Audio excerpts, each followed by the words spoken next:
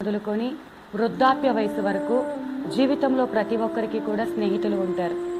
అయితే ఈ స్నేహితులు సెలెక్ట్ చేసుకునేటప్పుడు మనం చాలా జాగ్రత్తగా సెలెక్ట్ చేసుకోవాలండి. ఎందుకంటే పరిశుద్ధ గ్రంథంలో ఒక మాట ఉంటుంది, ఇనుము ఇనుము చేతనే పదునగును. అంటే చదువు జ్ఞానం కలిగి మంచి వారితోనే నువ్వు సహవాసం చేయాలండి. నువ్వు అనుకోవచ్చు, చెడ్డవారితో స్నేహం చేస్తే తప్పేముంది, వాళ్ళలాగా మనము తాగము, లేకపోతే వాళ్ళలాగా మనం వ్యర్థమైనవి చూడము, వాళ్ళలాగా ప్రవర్తించము అని అనుకుంటూ ఉంటావు. కానీ వాళ్ళలో ఉన్నటువంటి నీలో ఉన్న అభిషేకము పోగొట్టుకుంటావు. లేకపోతే వాళ్ళలో ఉన్నటువంటి అపవిత్రత వలన నీవు దేవునికి దూరం అవుతావు.